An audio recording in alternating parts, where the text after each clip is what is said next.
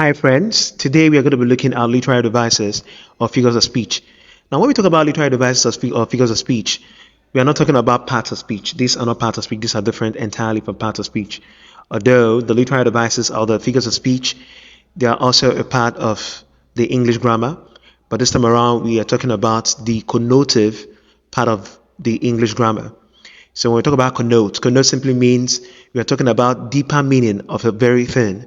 We're not talking about the facial meaning, superficial meaning, just like your phrasal verbs, just like your idiomatic expressions. So quickly, we're going to be looking at a couple of literary devices. So the first we're going to be looking at is what we call the similes.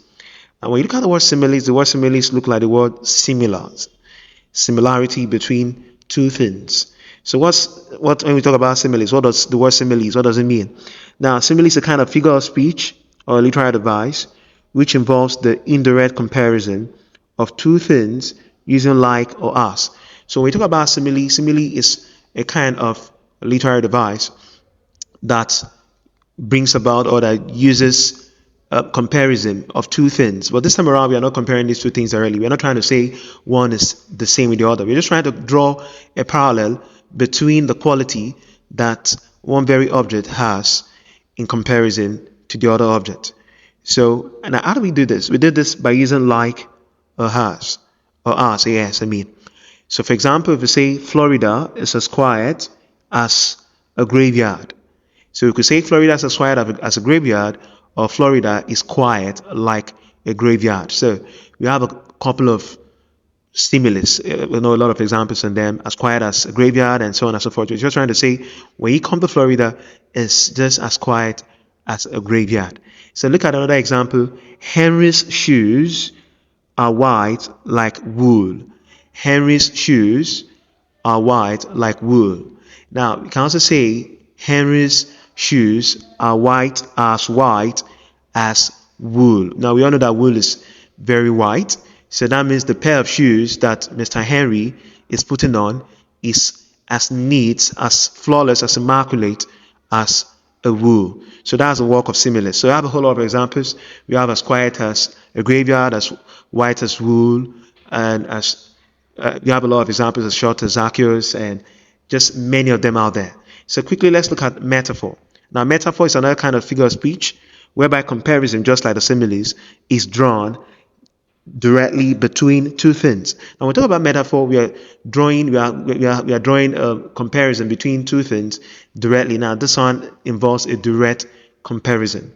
Now, most times it's more or less like saying this very object is this other object, but it's not really like we're not saying they are really the same. We're just trying to draw a comparison between two things as per how effective or the quality they possess. For example, John is the Lionel Messi of arithmetics in my class. John is the Messi of arithmetics in my class. Now, when you look at this, we all know Messi. Messi is a genius footballer. So when it comes to arithmetics, when it comes to calculation in my class, we have a genius in my class called John. So he is the Messi of arithmetics in my class. That's just that. So it's not like the similes that is indirect, whereby we say John is as smart as Einstein, John is as good as Newton, and we'll just say John is a Messi, John is a Newton of calculations in my class. Now, the next you're going to look at is Harry is the boat of the preliminary races in school yearly. Now, when you come to my school, there's a guy called Harry that is in boat of every preliminary races. So that means for every race this young man wins it, is as quick as boat. We are not saying it's boat, but he is just like boat. I mean, the way boat busts the track and field event, 100 meters and so on and so forth, Harry does the same thing when it comes to preliminary races. So today we're going to be drawing the curtain on today's exposition on literary devices. So if you find this resourceful, please subscribe to this very channel and share this exposition. See you in the next exposition. Thanks.